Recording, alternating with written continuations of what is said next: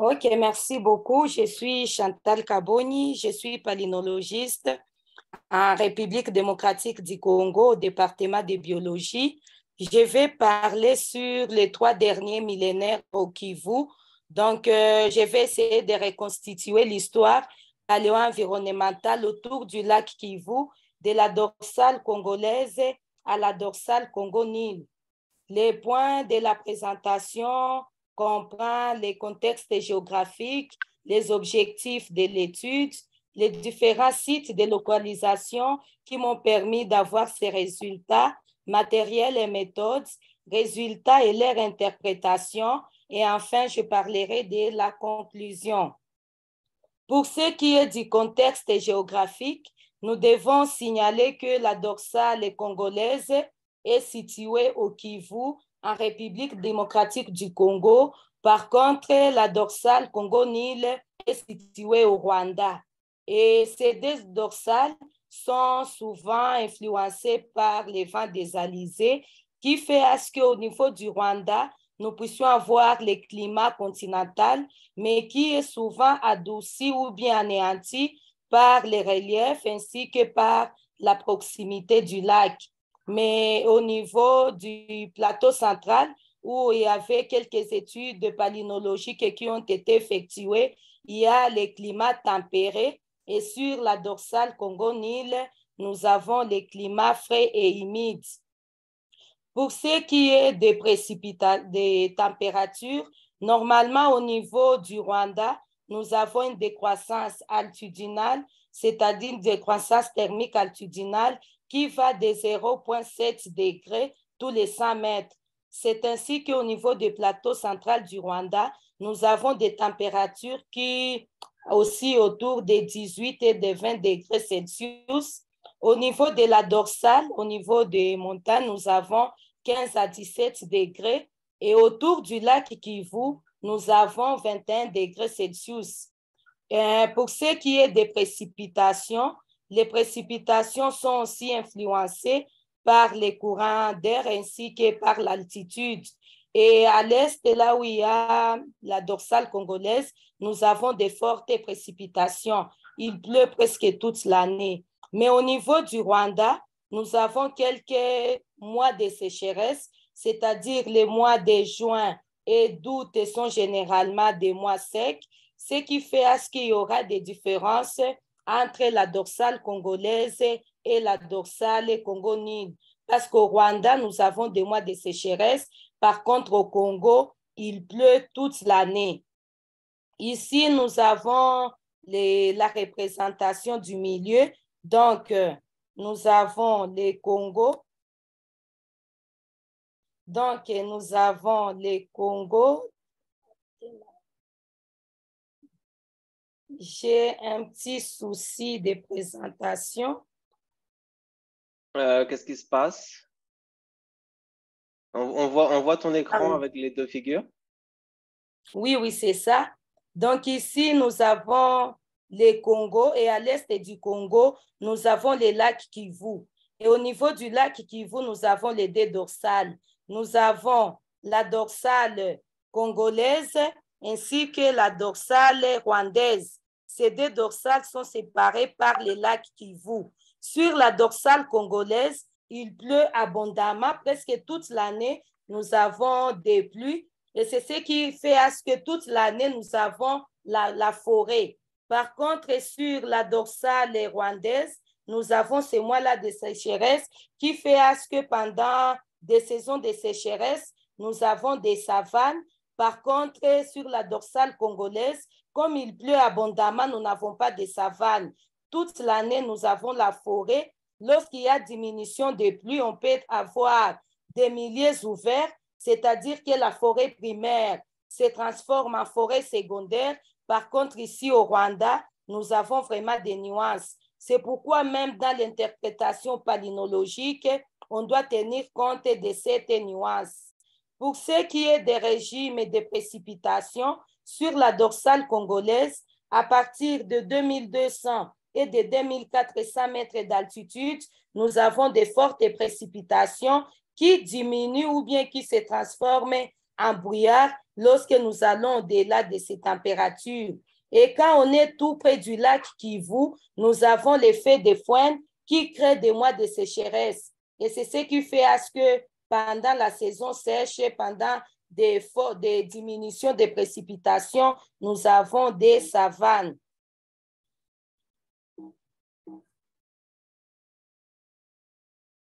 Et maintenant, en faisant cette étude, comme je viens de le dire tantôt, on doit considérer séparément les deux dorsales. On doit séparer la dorsale congolaise ainsi que la dorsale rwandaise, parce que la dorsale congolaise, elle est toujours forestière, que ce soit pendant la saison sèche ou bien la saison pluvieuse, c'est toujours forestière. Par contre, au niveau de la dorsale rwandaise, nous avons des savanes à la place de la forêt. Et ça doit vraiment être interprété déjà très bien sur les plans palynologiques.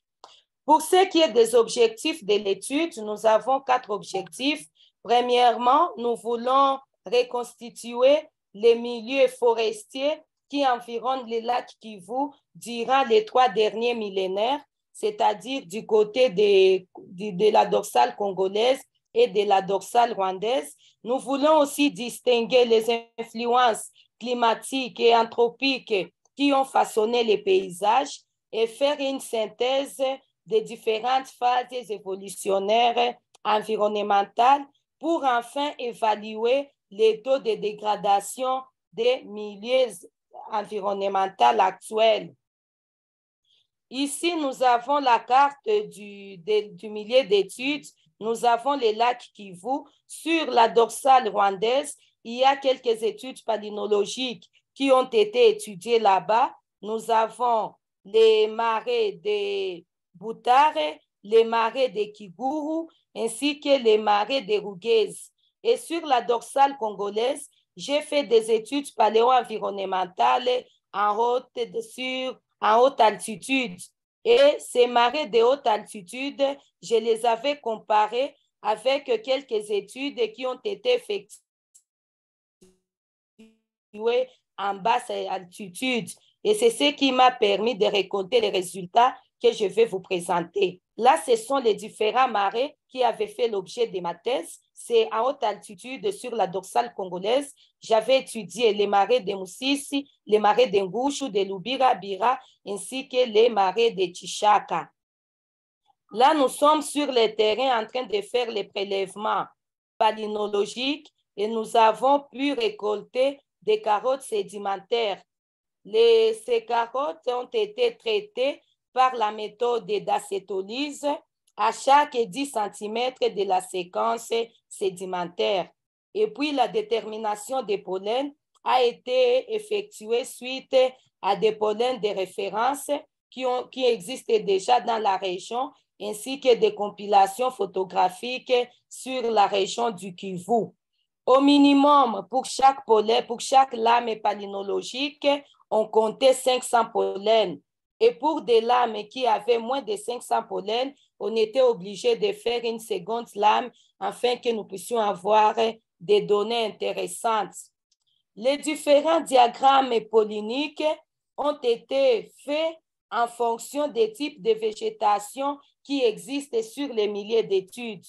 Il y a pas mal d'études de botanique qui ont été effectuées sur les Kivu. Il y a certains auteurs qui ont effectué des études de végétation sur les Kivu et nous avons tenu compte de leurs observations. Et puis, nous avons aussi fait des observations sur le terrain afin de compléter ces études sur la végétation qui ont été déjà analysées. Et les données du pollen ont été groupées en différentes formations. Nous avons distingué des types de flore, la flore régionale ainsi que la flore locale. La flore régionale a été faite sur base de plusieurs formations, c'est-à-dire la formation afro-alpine, les forêts primaires, forêts secondaires, ainsi que des milieux ouverts. Et là, on peut aussi tenir compte des savanes quand nous allons parler de la dorsale rwandaise. Et la flore régionale a été constitué uniquement des marais où on faisait nos prélèvements palynologiques. Et du côté rwandais, nous avons aussi fait des références sur des études qui ont été effectuées au niveau de la dorsale Congo-Nil ainsi qu'au niveau des plateaux centrales du Rwanda.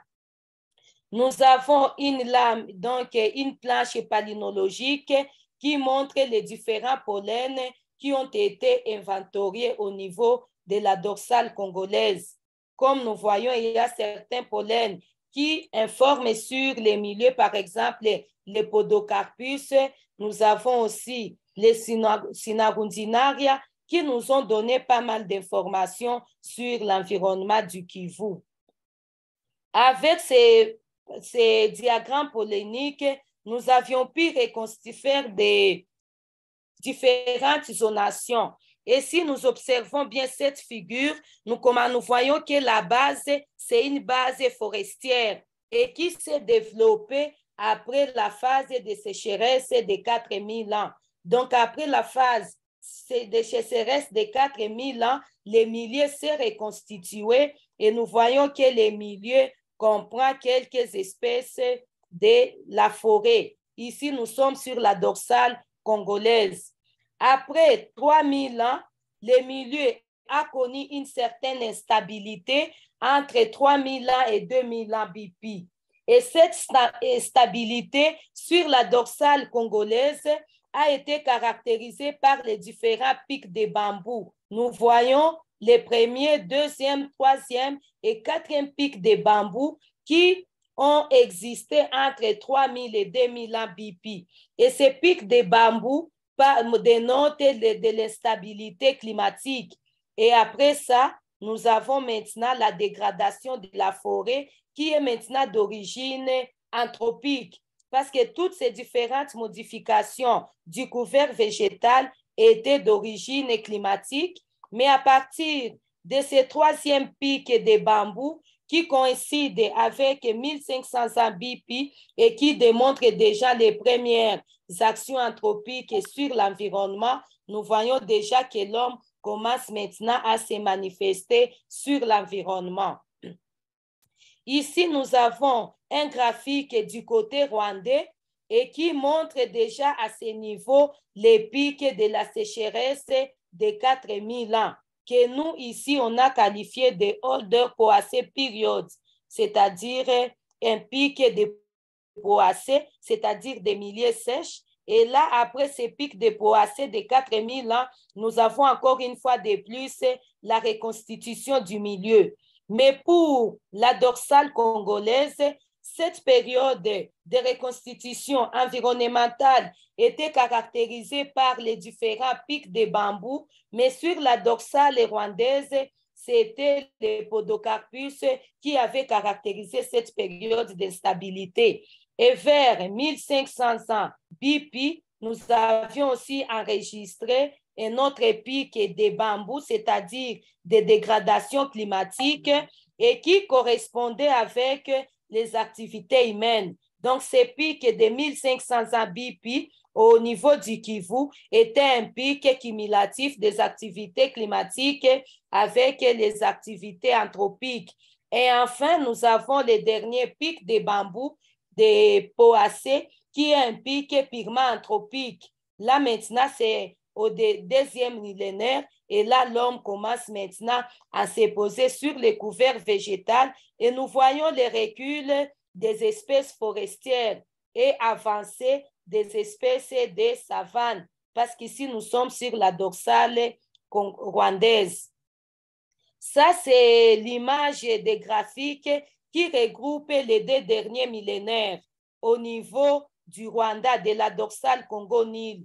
Et avec ces deux derniers millénaires, nous voyons maintenant qu'il y a vraiment des avancées de Poacé, des milieux ouverts.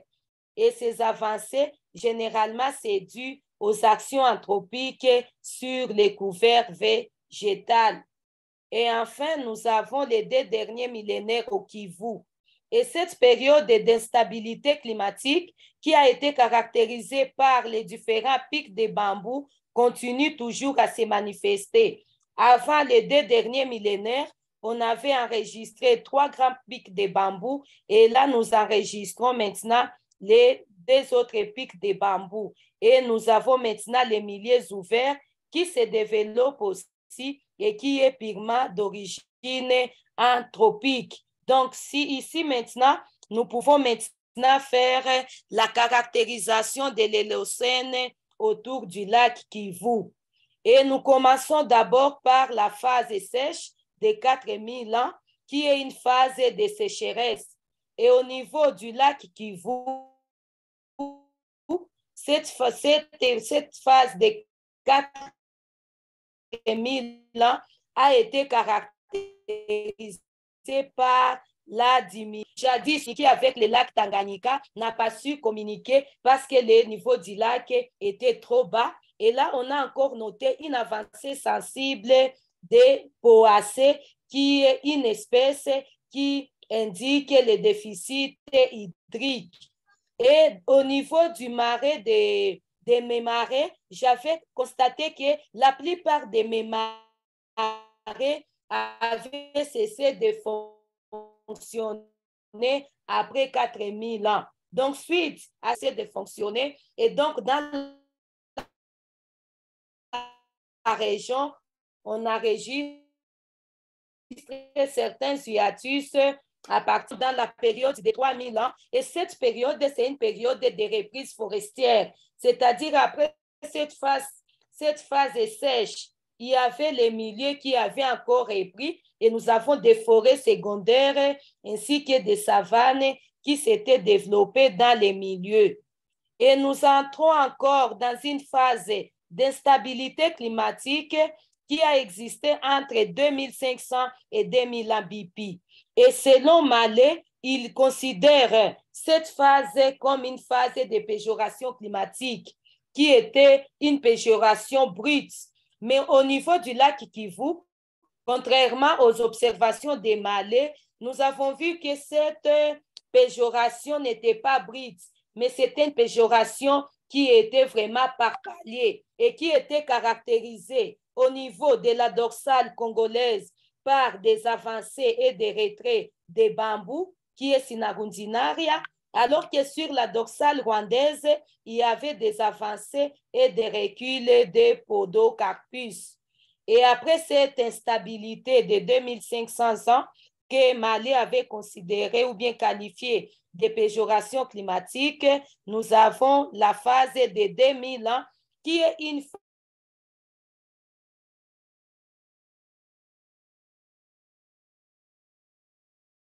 de la encore une fois de plus, retour à des conditions humides, à des conditions chaudes et qui ont mis sur place les différentes structures de végétation que nous connaissons aujourd'hui.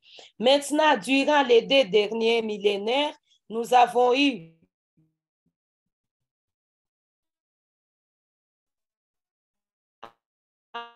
entre 2e et 5e siècle, il y avait une phase de sécheresse. Et cette phase de sécheresse, ici même, nous les avions qualifiées avec une spécificité de céramique. Et en plus de ces activités de l'âge du fer ancien, il y avait aussi des activités agro-pastorales. Et toutes ces activités de l'âge du fer ancien ont existé entre les entre 2e et 5e siècle. Au niveau du 6e siècle, il y avait eu une pulsation froide que nous avions appelée medium poacé période et qui était caractérisée aussi par un pic de bambou. Et c'est cette phase froide qui avait mis fin à l'âge du fer ancien au Kivu. Et au 7e siècle, c'était maintenant un siècle de reconstitution du milieu. Et l'âge du fer récent était venu maintenant à partir du 8e siècle et qui avait un type spécifique de céramique. Et avec ces nouveaux types spécifiques de céramique comparés aux céramiques de l'âge du fer ancien, nous avons conclu que les deux âges n'avaient pas eu de contact. Donc, il n'y avait pas de contact entre l'âge du fer ancien et l'âge du fer ancien et le second âge du fer. Et enfin, le XVIIe siècle était maintenant siècle de la secondarisation définitive des milieux forestiers, à la fois pour la dorsale congolaise ainsi que pour la dorsale rwandaise. Et maintenant, en conclusion, nous pouvons dire que les 3 derniers millénaires au Kivu ont eu lieu dans un climat qui était frais et humide, qui a permis au début, après la phase de sécheresse des 4000 ans, l'installation d'une végétation forestière et aussi la péjoration climatique de 2500-2000 BP autour du lac Kivu a été caractérisée au niveau de la dorsale congolaise par des avancées et retraits des bambous et au niveau de la dorsale rwandaise par des podocarpus. Et ce n'est qu'à partir de 2000 ans que la végétation que nous connaissons s'est établie ou bien s'est mise en place au niveau du Kivu. Et à 1500 ans, c'est-à-dire durant la période froide, il y avait eu déjà les premières activités humaines sur les couverts végétales et qui ont été caractérisées par l'âge du fer ancien et probablement la secondarisation du milieu de la forêt primaire a commencé au Kivu à partir du XVIIe siècle. Et à partir maintenant de 1000 ans, nous pouvons dire que la plupart des dégradations que nous connaissons au Kivu, ce sont des dégradations d'origine anthropique. Mais nous avons constaté que même s'il y a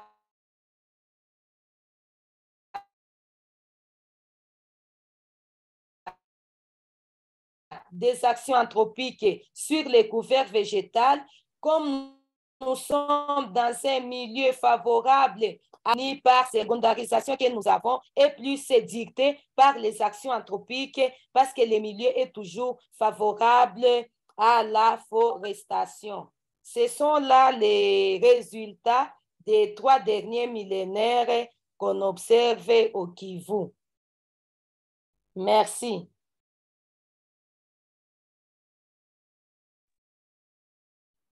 Merci Chantal pour ta présentation. On a déjà quelques questions dans le chat. Donc, je vais commencer avec la question de Will. Donc, qui te demande... il faut que je traduise en même temps. Donc, c'est à propos de la comparaison des différents enregistrements et tu mentionnes que tes carottes étaient échantillonnées à 10 cm de résolution. Comment ça se traduit en termes de résolution temporelle? Combien d'années entre chaque échantillon? Oui. Donc, quand on est sur les terrains, on prélève des carottes et puis les traitements étaient faits chaque 10 cm, mais nous avions fait des datations C14. Donc, chaque fois, quand on voyait qu'il y avait quelque chose de différent sur la carotte sédimentaire, on faisait des datations à ce niveau-là. Et c'est à partir de ces datations qui nous ont permis de faire la reconstitution paléo-environnementale que je viens de présenter.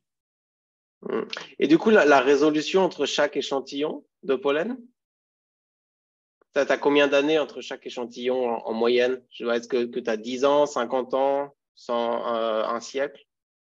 Donc, ça dépendait, oui, ça dépendait du milieu.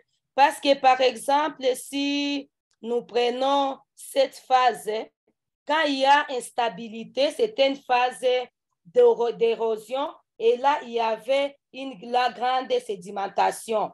Donc, ça dépendait des types et des milieux dans lesquels nous vivons et aussi ça dépendait de l'époque où nous nous retrouvons. Par exemple, pendant cette phase de d'instabilité climatique. C'était une phase purement érosive et là, la sédimentation était vraiment considérable. Très bien. Et du coup, en moyenne, l'âge de... C'était 10 ans, je pense. 10 ans. OK, ouais, donc c'est... Oui, oui. So the answer to Will's question from the chat about how the depths, the 10 centimeters sampling translates into age resolution.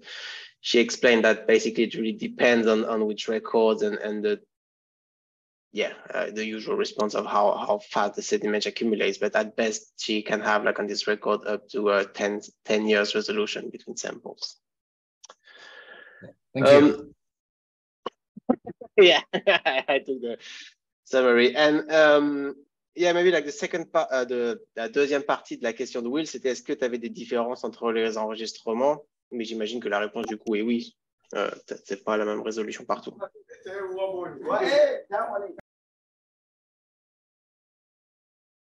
There's a party somewhere. Chantal? Oui, je suis là. Tu es là. Donc, du coup, tu confirmes que tu as une. Est-ce que tu as la même résolution temporelle entre tes différents enregistrements ou est-ce que c'est la même chose? Ou est-ce qu'ils ont à peu près la même résolution moyenne? Oui, oui, moyennement, ils ont la même résolution. C'est ce qui nous a permis de faire cette comparaison.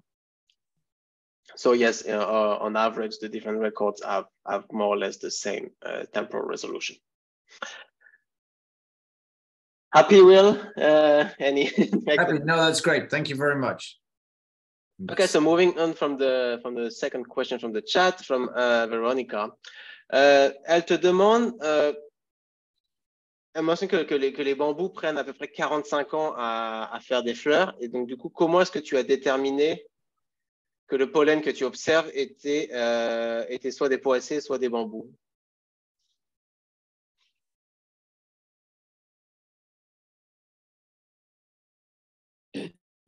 Oui, oui, donc au niveau des rances entre les poacées non. Ça coupe un peu, on ne t'entend pas bien. Et les bambous. Parce qu'ici, nous avons tout, c'est-à-dire ils ont un seul port. Mais... Allô? Chantal, oui, ça coupe la connexion. Ah, vous m'attendez? Là, ça remarche. Tu peux recommencer ta réponse, que je pense pas je crois que ça a coupé dès le début. OK. Donc, la différence entre les bambous et les autres poacées, premièrement, tous les poacées ont des pollens monoporés, c'est-à-dire que leur pollen possède un seul pore. Mais la différence se situe au niveau de la grandeur. Donc, les poacées c'est un grand pollen poré. Par contre, les autres poacées ont des dimensions souvent normales. Donc, chaque fois, quand nous voyons un pollen monoporé qui est vraiment très grand, on l'assimile à des espèces de poacées. Et si ça a une dimension normale, donc c'est un poacé normal. Donc, la différence se situe plus au niveau de la taille. Les bambous ou bien Sinarundinaria ont une grande taille. Par contre, les autres poacées ont une taille moyenne normale. Okay. So she explains that the main difference between the bamboos and the other types of poaceae is on the size of the pollen grains, and she assigns the bigger grains, which are visibly larger than the rest, to the bamboo. That's how she separated the two types of plants.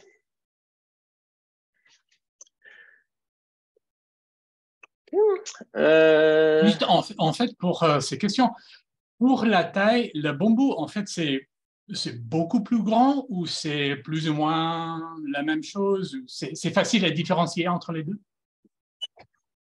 Oui, oui, c'est facile à différencier parce que le bambou est plus grand. Oui, en micron, vous avez une idée ou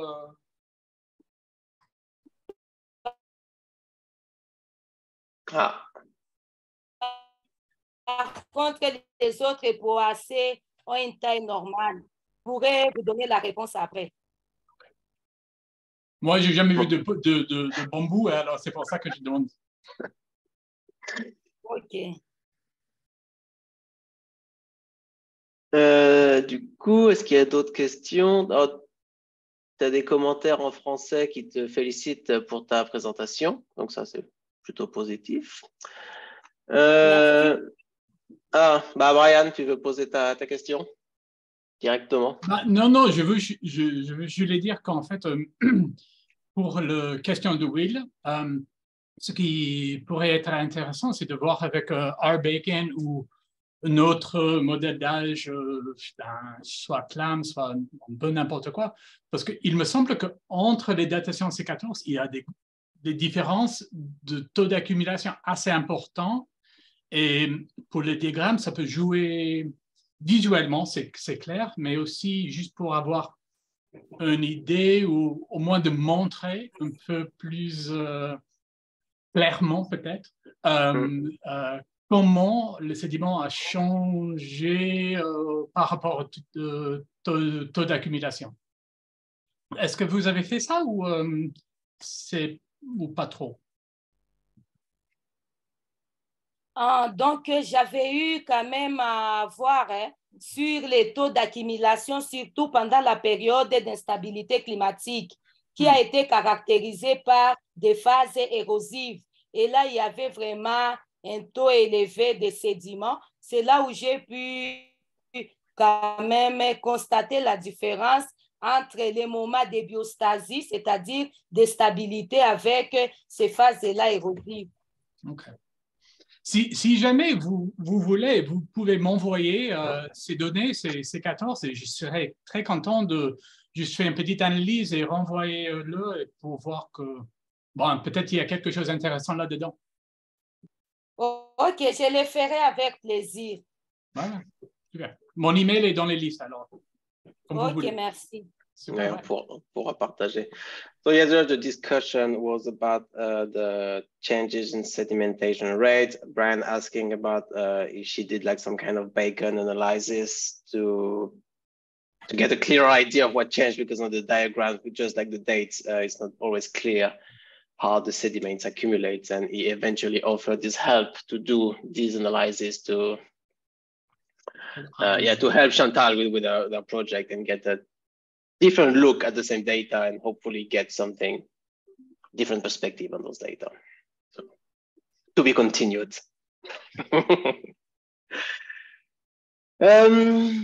Et du coup, dernière question dans le chat, il serait intéressant de réduire le pas d'échantillonnage et aussi d'utiliser d'autres proxys pour consolider les résultats, comme le ratio carbone-azote pour la variation du niveau du lac, ou le ratio C3-C4 pour la variation forêt-savane. Donc, est-ce que c'est des analyses que tu as prévu de faire, d'utiliser d'autres proxys sur ces enregistrements? Oui. Donc, d'abord, si j'ai pris les 10 cm, c'était d'abord limité aussi par l'argent de financement parce que j'avais beaucoup de sédiments à traiter. Et si je pouvais prendre chaque fois les 5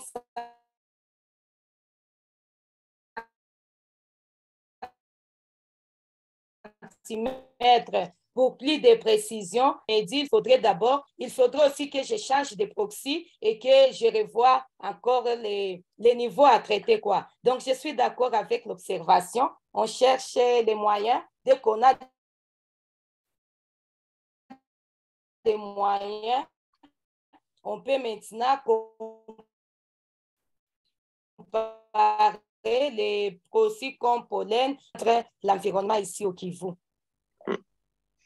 Ok, ça a coupé un peu, mais je vais essayer de traduire quand même. Je pense que le message est clair. C'est que the question was about if she tried different proxies to kind of compare, like, estimate like some kind of lake level changes and measuring the C3, C4 ratio to assess the forest savanna boundaries and things like that. So she would like to do these types of analyses, but obviously at the moment there are some funding limitations. So it's a work in progress and something to hopefully come out of this in the future. Donc, est-ce qu'il y a d'autres questions? Any other questions? Anything? Peut-être je voulais juste dire qu'en fait, peut-être dans ces groupes, dans MAP, il y a des options pour les collaborations pour avoir plus de proxy, plus d'analyse. Et je ne sais pas, c'est peut-être un réseau où on peut trouver les moyens pour les gens pour faire les études qui ne sont pas forcément très bien financées, pour trouver de l'argent ou au moins le financement pour les analyses ailleurs.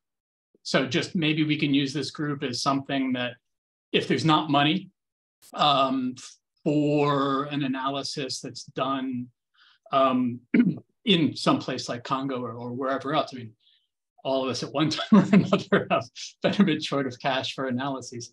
I'm pretty sure that everybody within this group, there's probably a lab that does more or less anything, and that there are opportunities for low cost or no cost collaboration that we could probably at least explore, if not find. So. Okay. Yeah. Thank you. You're welcome. Angie Jack, tu peux poser ta question si tu veux. En fait, moi, c'est pas pour une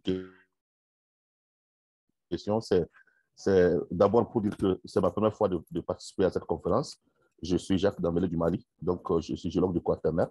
Donc, c'est un plaisir pour moi d'être sur le groupe et participer à cette conférence. Et je félicite Chantal pour le travail qu'elle a fait dans des conditions très, très difficiles, parce que vous savez que la recherche en Afrique, ce n'est pas aussi évident d'avoir les moyens. Et vraiment, je l'encourage dans le travail qu'elle est en train de faire. Et aussi, elle est un peu isolée, parce qu'elle est au Congo. Je pense qu'au Congo, elle est presque la seule qui travaille sur les pollens et le quaternaire. Donc, ce serait bien qu'elle puisse être inclue quand même dans des réseaux qui lui permettront d'élaborer les résultats qu'elle est en train d'obtenir. C'est encourageant, c'est vraiment encourageant. Merci pour tes mots très positifs. Et par rapport à ça. Je félicite aussi l'équipe. Et bienvenue à toi dans ce congrès. On espère qu'on te reverra aux futures échéances. Oui. Okay, do we have any final questions for Chantal, or should we close? If you have any pressing questions that come to your mind later today, or in the following days, you can always contact her, I guess, or if you don't have her email, it's in the list, but always contact either me or Will, and we will forward the contact details to you. And so I guess that's about it. Will, do you have anything to say about the next seminar and everything? Yeah, no, that was super. I think it worked. Yeah, it's a long time since I've listened to French, so that was education for me. And I think I followed most of it. It was really nice to have the text on the slide, and my schoolboy French came back to me a little bit. So that was nice. The other thing I would like to say is that the next seminar is on the 19th of January, taking us into 2023, and that's Céline Vidal, and she's going to be talking about the dating of the oldest Homo sapiens from Eastern Africa. So that'll be take us into 2023. So yeah, thank you all for tuning in, being here. And thanks, Chantal, especially for giving us our first French presentation. It's quite a moment for the group, I think. I was quite excited. So, and thank you, Manu, for sharing. So, yeah, well done. Thank you. Wasn't easy to switch between the two, but you did a reasonably good job. Yeah, it was fun to do. So, thank you for your patience and your comprehension.